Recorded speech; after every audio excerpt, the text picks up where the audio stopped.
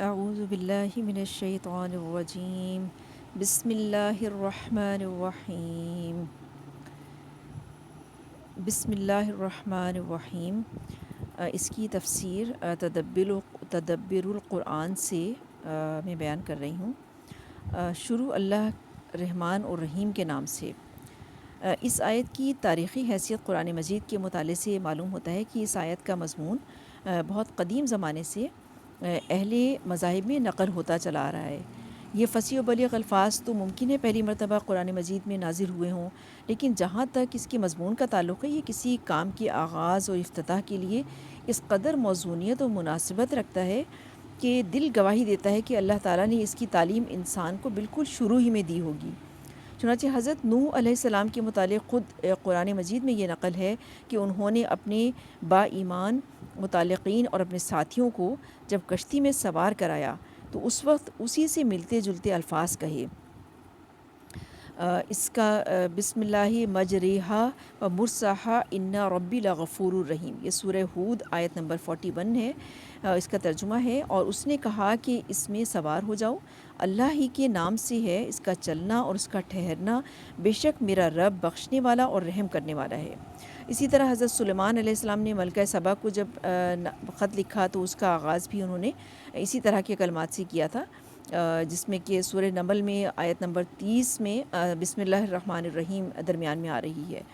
اور اس کے بعد یہ وضاحت بتایا جا رہا ہے کہ یہ آیت دعا ہے، یہ کلام خبریہ نہیں ہے، بلکہ سورہ فاتحہ کی طرح، جیسا کہ آگے چل کر پتہ چلے گا، اس کی تفسیر مزید جب پڑھیں گے تو یہ دعا ہے اور ایک سلیم الفطرت آدمی کے دل کی ایک فطری صدا ہے۔ یعنی بسم اللہ الرحمن الرحیم پڑھنا جو ہے وہ ہماری فطرت میں اللہ تعالیٰ نے داخل کیا ہے، اور اس کو پڑھنا جو ہے ہماری فطرت کا عین تقاضا ہے، ہماری فطرت کے عین مطابق ہے، جو ہر قابل ذکر کام کرتے وقت اس کی زبان سے نکلنی چاہیے۔ اسی فطری صدا کو وحی الہی نے الفاظ کا جامہ پہنا دیا ہے، اور ایسا خوبصورت جامہ پہنایا ہے کہ اس سے زیادہ خوبصورت جامے کا تصور بھی نہیں کیا جا سکتا، کہ کوئی کام کرنے سے پہلے جب یہ دعا ارادہ اور شعور کے ساتھ پورے مانگی جائے اور زبان سے نکلتی ہے، تو اول تو پہلے ہی قدم پر انسان کو متنبع کر دیتی ہے کہ جو کام وہ کرنے جا رہا ہے وہ کام بہرحال اللہ کی نافرمانی اور اس سے بغاوت کا نہیں ہونا چاہیے، بلکہ اس کی پسند کے مطابق اس کے احکام کے تحت ہونا چاہیے۔ دوسرا یہ کہ وہ اس دعا کی برکت سے اللہ کی دو عظیم صفتوں یعنی الرحمن اور الرحیم کا سہارا حاصل کر لیتا ہے۔ تو یہ دونوں باتیں اس بات کی ضمانت ہیں کہ اللہ تعالیٰ اس کام میں اس کو برکت عطا فرمائے، اس کے اختیار کرنے میں اگر اس سے کوئی غلطی ہو جائے تو اس کے وبال سے اس کو محفوظ رکھے، اس کو نباہنے اور تکمیل تک پہنچانے کی اس کو قوت و ہمت دے، شیطان کی چالوں اور فریبوں سے اس کو امان میں رکھے، اور دنیا میں بھی اس کام کو اس کے لیے نافع اور بابرکت بنائے، اور آخرت میں بھی یہ اس کے لیے رضائے الہی کی حصول کا ذریعہ بنے۔ جو کام اس دعا کے بغیر کیا جاتا ہے وہ ان تمام برکتوں سے خالی ہوتا ہے۔ تو اس وجہ سے حضور صلی اللہ علیہ وآلہ وسلم نے فرمایا کہ جو کام بسم اللہ الرحمن الرحیم سے شروع نہ کیا جائے وہ بے برکت ہے۔ بسم اللہ کی یہ برکتیں تو ہر کام کے ساتھ ظاہر ہوتی ہیں، لیکن خاص قرآن کی تلاوت کا آغاز اس دعا سے کرنے میں کچھ اور پہلو بھی ہیں جو پیش نظر رکھنے چاہیے۔ ایک یہ کہ بسم اللہ الرحمن الرحیم سے قرآن مجید کی تلاوت کا آغاز کر کے بندہ اس حکم کی تعمیل کرتا ہے جو اللہ تعالیٰ نے پیغمبر صلی اللہ علیہ وآلہ وسلم کو بالکل ابتدائی وحی نازل کرتے وقت ہی دیا تھا، یعنی اقرأ بسم ربک الذی خلق، بسم ربک الذی، کہ اللہ کے نام سے پڑھ، یعنی اپنے اللہ کے نام سے پڑھ جس نے تجھے پیدا کیا۔ دوسرا یہ کہ مبارک کلمہ اس حقیقت کی یاد دہانی کراتا ہے کہ انسان پر اللہ تعالیٰ کا سب سے بڑا احسان یہ ہے کہ اس نے اس کو نطق اور گویائی عطا فرمائی، جس کی بدولت وہ قرآن کی نعمت کا مستحق بن سکا۔ اس حقیقت کی طرف اللہ تعالیٰ کی صفت رحمان اشارہ کر رہی ہے، جس کا اس آیت میں حوالہ ہے۔ ایک دوسری جگہ یہ بات تصریح کے ساتھ کہی گئی ہے کہ یہ اللہ تعالیٰ کی رحمانیت ہے کہ اس نے انسان کو پیدا کیا، اس کو نطق کی قابلیت عطا فرمائی اور اس کو قرآن کریم کی تعلیم دی۔ فرمایا الرحمن علم القرآن خلق الانسان علمہ البیان۔ رحمان، سورہ رحمان کی آیت 1 سے 4 تک ہے یہ۔ خدائے رحمان نے قرآن سکھایا، اس نے انسان کو پیدا کیا، اس کو گویائی کی تعلیم دی۔ تیسرا یہ کہ یہ آیت نبی کریم صلی اللہ علیہ وآلہ وسلم قرآن مجید سے متعلق ایک خاص پیشن گوئی کی تصدیق کر رہی ہے، جس کی سند پچھلے آسمانی صحیفوں میں موجود ہے۔ وہ یہ ہے کہ آپ خلق خدا کو جو تعلیم دیں گے وہ اللہ کا نام لے کر دیں گے۔ حضرت موسیٰ علیہ السلام کی 5ویں کتاب باب 18 میں یہ الفاظ وارد ہیں، میں ان کے لیے انہی کے بھائیوں میں سے تیری مانند ایک نبی برپا کروں گا اور اپنا کلام اس کے منہ میں ڈالوں گا، اور جو کچھ میں اسے حکم دوں گا وہی وہ ان سے کہے گا، اور جو کوئی میری ان باتوں کو جن کو وہ میرا نام لے کر کہے گا نہ سنے گا تو میں ان کا حساب اس سے لوں گا۔ یعنی جن باتوں کو اللہ تعالیٰ نے کہنے کا حکم دیا ہے، نبی کے لیے بھی کہا جا رہا ہے کہ ان کے منہ میں یہ کلام ڈالیں گے، اور جس کام کو وہ اللہ کے نام سے اگر نہیں بتائیں گے تو اس کا پھر اللہ تعالیٰ لینے والا ہے حساب۔ تو اللہ کے نام سے ہی ہر کام کا آغاز کرنے کی تاکید کی گئی ہے۔ چوتھا یہ کہ جس طرح قرآن مجید اللہ کی صفت رحمانیت کا مظہر ہے، اسی طرح اس کی صفت رحمانیت ہی ہے کہ جو قرآن کے فتح باب کی کلید ہے۔ صفت رحمانیت یعنی الرحمن، الرحمن کی جو صفت ہے، رحمانیت کی جو صفت ہے، قرآن کے فتح باب کی کلید ہے۔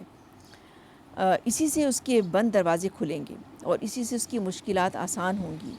اس منبع فیض سے قاری پر معنی اور حقائق کا فیضان ہوگا، اسی کے سہارے وہ کجی و گمراہی اور نفس و شیطان کی آفتوں سے محفوظ رہے گا۔ نمبر 3 یہ ہے آیت کے اسماء حسنی۔ اس میں آیت بسم اللہ الرحمن الرحیم میں اب اسماء حسنی کون سی ہیں؟ الرحمن، الرحیم۔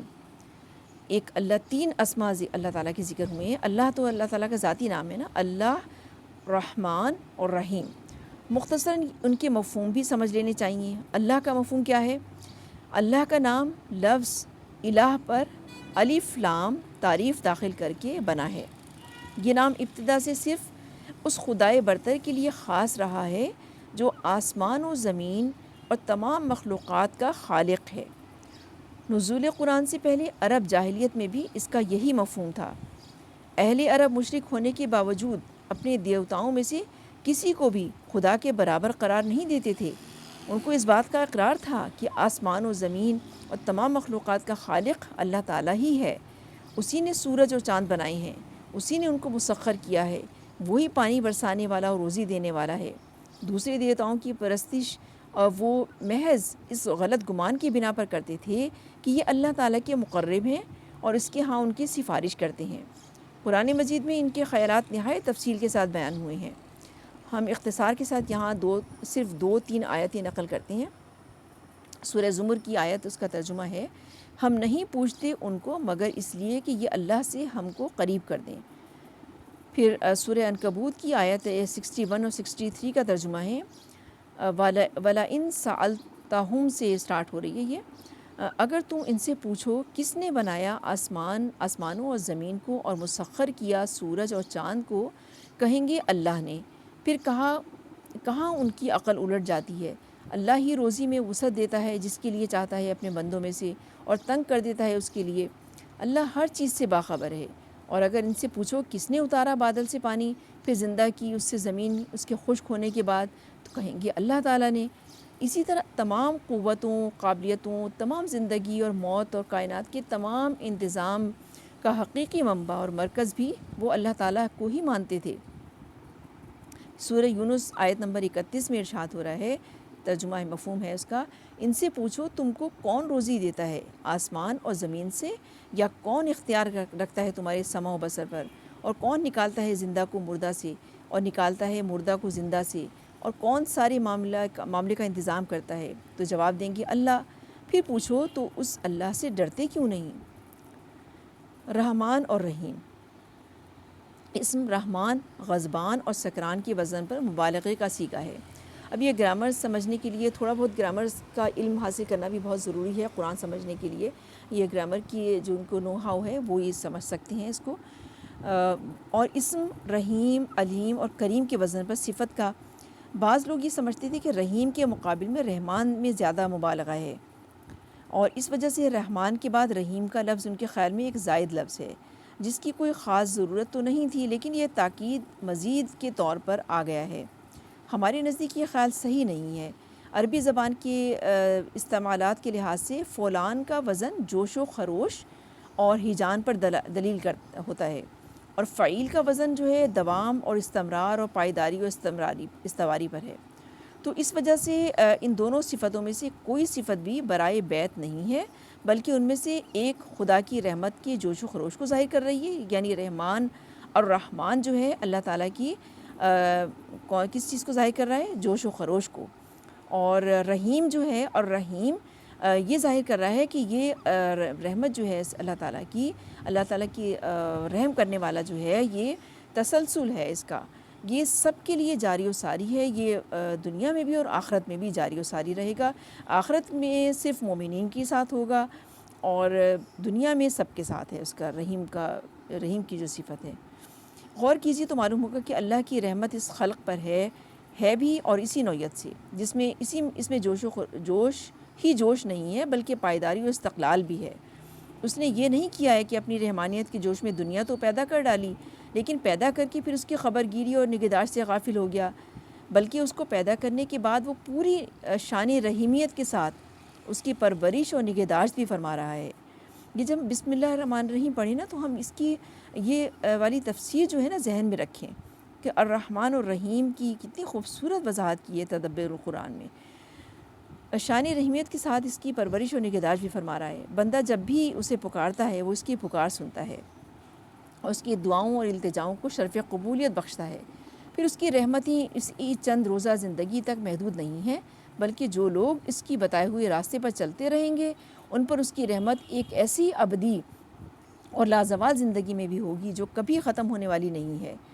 اللہ تعالیٰ ہمیں بھی انہی لوگوں میں شامل فرمائے جس پہ اللہ تعالیٰ کی رحمت ہمیشہ ہمیشہ رہے گی۔ غور کیجئے تو معلوم ہوگا کہ یہ ساری حقیقت اس وقت تک ظاہر نہیں ہو سکتی جب تک یہ دونوں لفظ مل کر اس کو ظاہر نہ کریں۔ نمبر 4 پوائنٹ ہے اس کی وضاحت میں، بسم اللہ الرحمن الرحیم کی وضاحت میں، قرآن میں اس آیت کی جگہ اس آیت سے متعلق ایک اہم سوال یہ بھی پیدا ہوتا ہے کہ قرآن مجید میں اس کی اصل جگہ کہاں ہے۔ یہ سوال اس وجہ سے بھی پیدا ہوتا ہے کہ یوں تو یہ ہر سورت کے شروع میں سوائے سورہ توبہ کے ایک مستقل آیت کی حیثیت سے لکھی جاتی ہے، لیکن کسی صورت میں بھی ماں سوائے سورہ نمل کے بظاہر اس کے ایک جز کی حیثیت سے یہ شامل نہیں ہے۔ اس وجہ سے اس امر میں اختلاف ہوا ہے کہ یہ کسی خاص سورہ کا حصہ بھی ہے یا ہر سورہ کے اوپر یہ صرف بطور ایک متبرک آغاز اور ایک علامت امتیاز کی ثبت ہے۔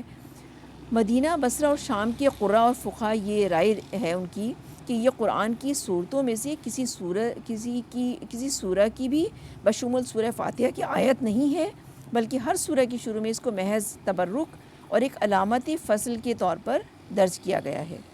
تو اس سے ایک سورت دوسری سورت سے ممتاز بھی ہو رہی ہے، اور قاری جب اس سے کسی سورت کا افتتاح کرتا ہے یا آغاز کرتا ہے تو اس سے برکت بھی حاصل ہوتی ہے۔ یہی مذہب امام ابو حنیفہ رحمۃ اللہ علیہ کا ہے۔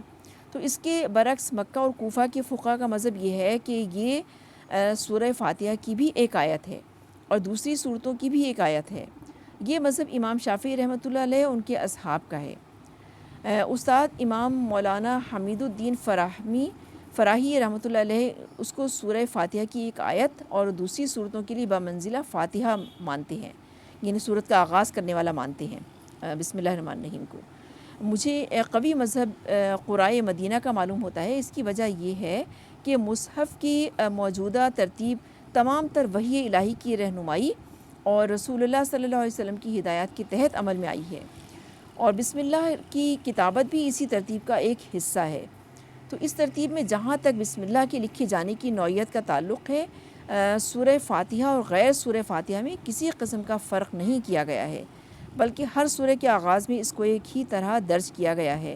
اس کی حیثیت سورت سے الگ ایک مستقل آیت کی نظر آتی ہے۔ سبحان اللہ، سبحانک اللہم و بحمدک، نشہد ان لا الہ الا انت، نستغفرک و نتوب الیک۔ السلام علیکم ورحمۃ اللہ وبرکاتہ۔